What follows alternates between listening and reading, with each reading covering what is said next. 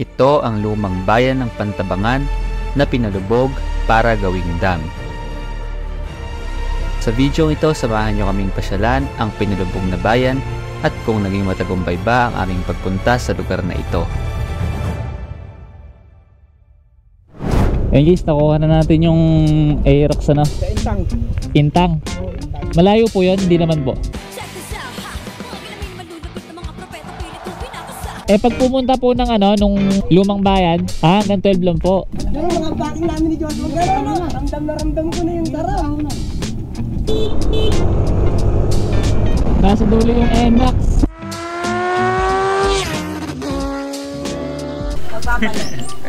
Pagod na mukha. Mga pagod na pagod na yan ah.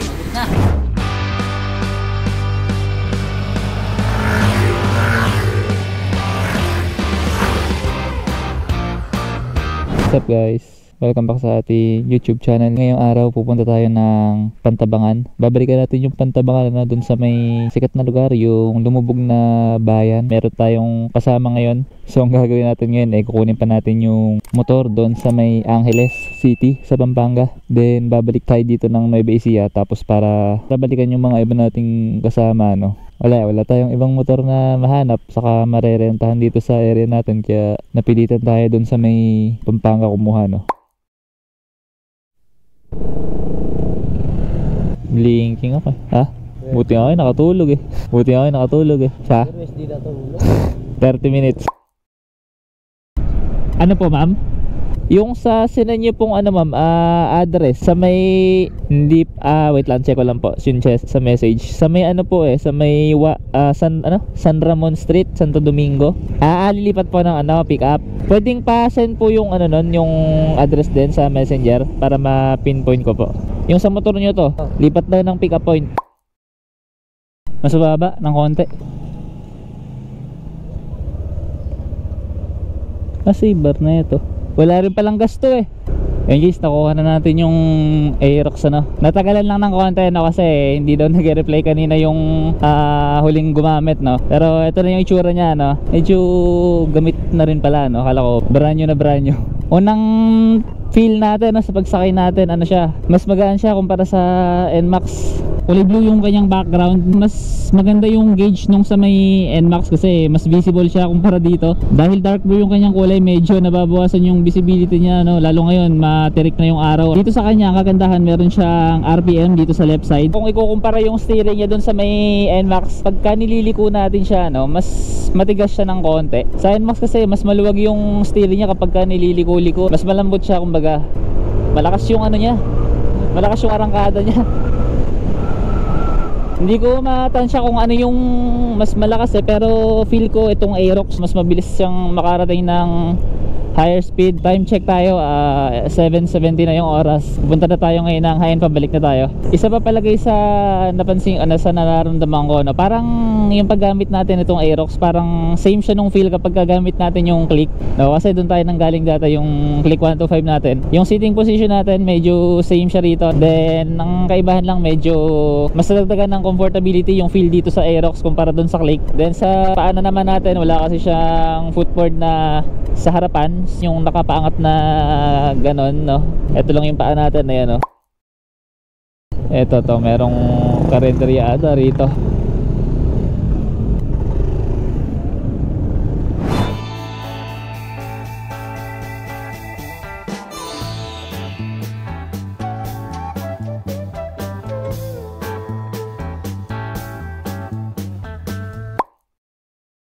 Guys, kakatapos na natin kumain no? Ang dumi ng itsura nyo.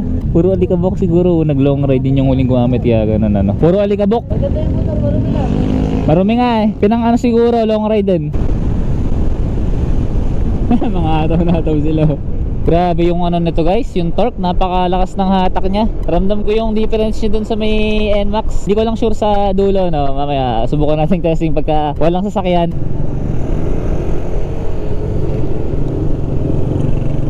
Share ko lang din guys pala itong Aerox pala no, yung kanyang ABS single channel lang. So nasa harapan lang yung kanyang ABS. Then sa likod naman naka drum brake pa rin siya. Then wala siyang traction control. No, yun yung isa sa lamang nung NMAX pagdating sa features. Sa Arangkada, malakas yung Aerox, nauuna siya. Pero tingnan nyo yung NMAX sa tabi natin, oh. Maya maya, handyan na yan sa gilid natin, nakasunod na. Ayun, oh. Ayun, oh guys, oh. Nasa dulo yung NMAX.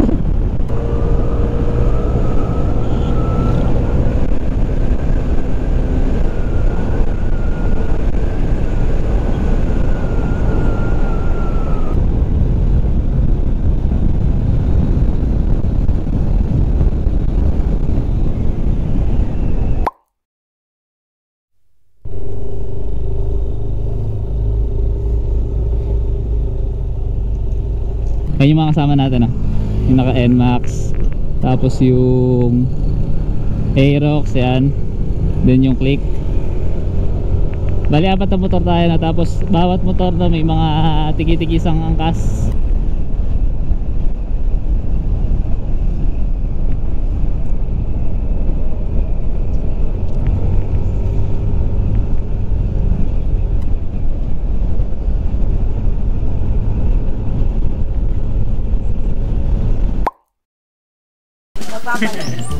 Pagod na mukha. Ayan, mga pagod na pagod na yan, oh. Kain mo tayo. Kain muna kami dito sa may ano, bago pumunta ng Tanawan. Yan, to. Mananahalian lang kami.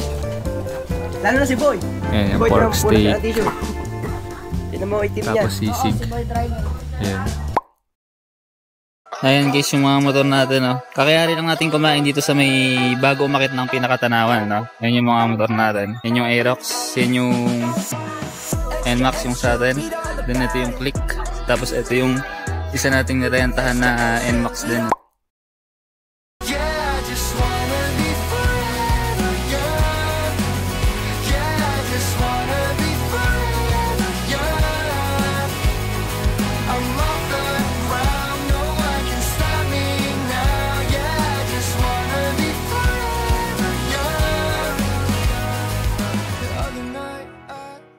Ay, ano yun? Tubla ka.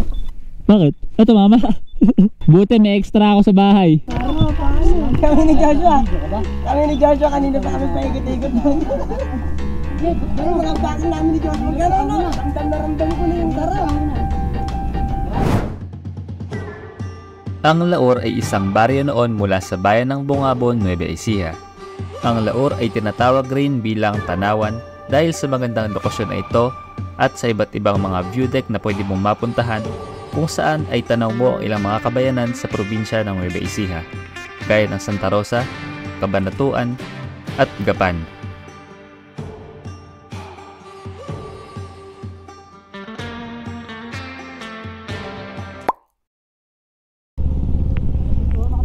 Ganda pang intro yan. Nahuli.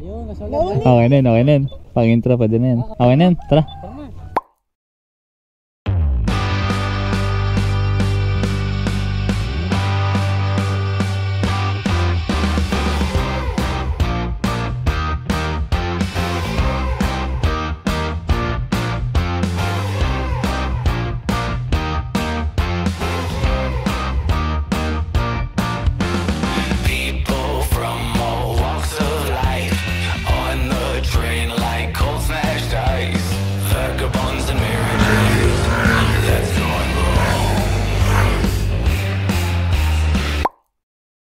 Time check guys, 2:42 PM na yung oras ngayon. 38 kilometers pa tayo bago makarating ng lumang bayan ng Pantabangan. So dito na tayo guys sa may Bungabon, no? Tingnan nyo yung daanan dito, ganito. Ang ganda ng view niya, no? Compare dun sa Gabaldon, parang mas malawak yung nakikita mo dito, no? Saka puro tanim ng mais dito. Ayun, no? Saka Gabaldon kasi ano, mas maraming tanim na palay kaysa mais. Ayan, ganda, oh. Ito na guys yung pinaka boundary. Kuhaan lang natin ng drone dito. Ayan ba, may Galab Bungabon, no? Ang bayan ng Bungabon ay kilala noon bilang Santor. Ang Bungabon ay ang tinaguriang onion capital of the Philippines. Sa bayan din ng Bungabon matatagpuan ang isang sikat na ilog na tinatawag na Labi River. Dahil sa magandang lokasyon nito na napapaligiran ng matataas na bundok, ito ay dinarayo ng mga bisita.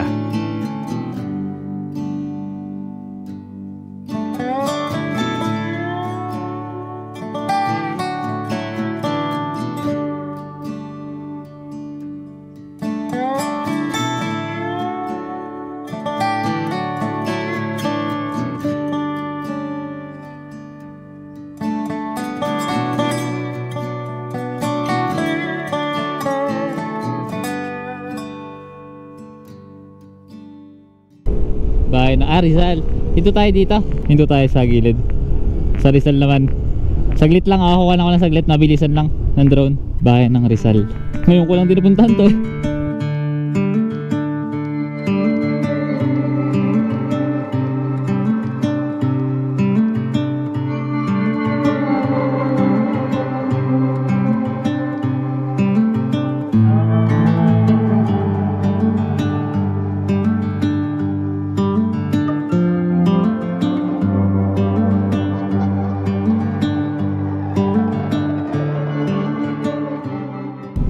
Yan, no, ito na yung welcome to Pantabangan Arc. It's good to be back. Malapit na tayo guys, 18 kilometers na lang, mag-4 na. Mukhang abot naman tayo na sana bukas pa yung mga nag-offer doon ng bangka para makapunta ron sa may lumang bayan. Pero di ko sure kasi Sunday nga pala ngayon, no? Baka mamaya hindi sila nag-ooperate kapag Sunday.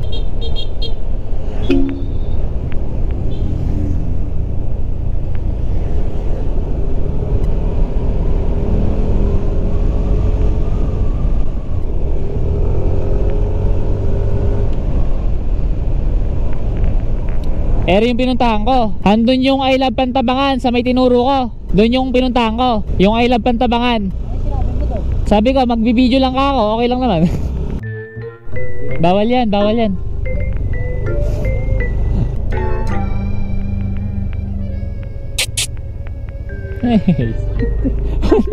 Sayo. Hinarangan dun. Lawak ko nung view. Pwede po magtanong? Dito po ba yung papunta ng lumang bayan? Lumang bayan, andun sa diba? Saan po kami pupunta para Sa pumunta sa sa may sa Intang.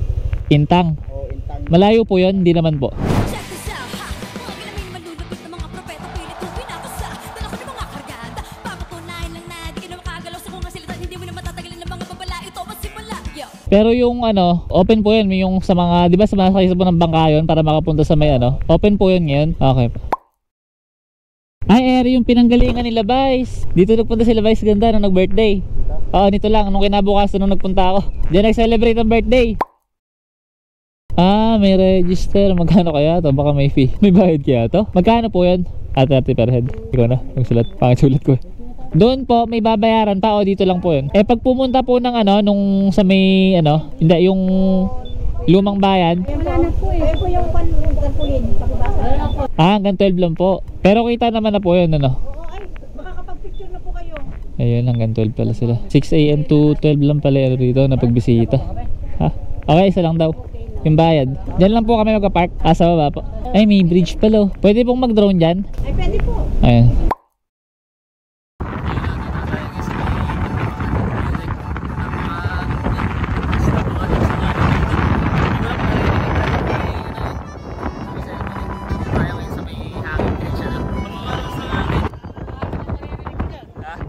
Wala nga, di ko alam kung naririnig ako.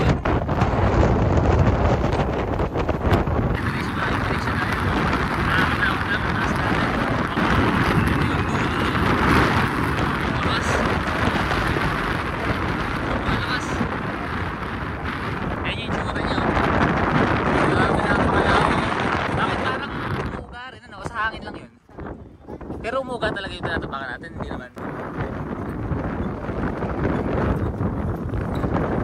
Wag. Yung makakan.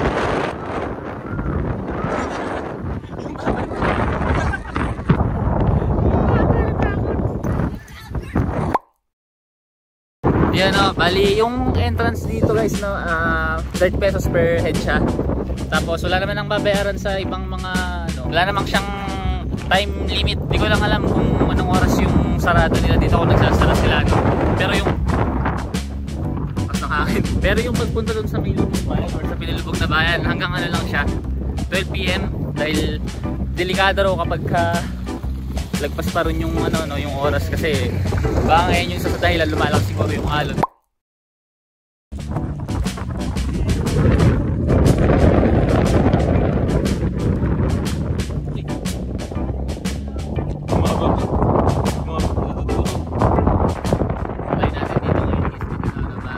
Medyo mahina yung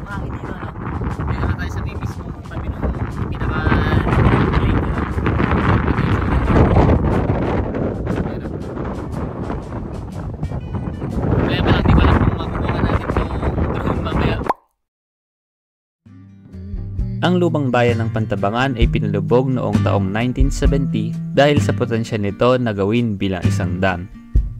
Dahil sa pagbaba ng level ng tubig sa dam, dulot ng matinding init ay muling lumitaw ang mga estruktura rito gaya ng simbahan at sementeryo na naging dahilan ng pagbisita ng mga tao.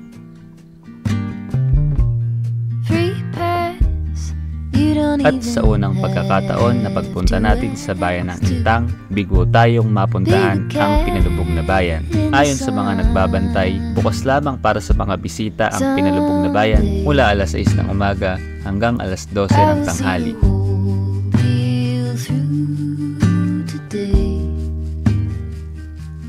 I've got better things to do. Hoy, may nag-aarap sa'yo mga polis. Sabihin mo pare, para ba ma-subscribe nila ate yung The Motovlog. Pero po, nagising ako yung bawal ka. Oo, pumuputok po agad. Dahil sa pagod at sobrang antok, hindi na natin nagawa ang ating outro para sa ating video. So ayun guys, sa mga nag-enjoy sa ating video, pakisubscribe naman yung ating YouTube channel at pakilike na rin kung nagustuhan nyo yung ating content para sa episode na to. So hanggang dito na lamang guys. See you sa ating next vlog. This is The Motovlog. Bye bye guys!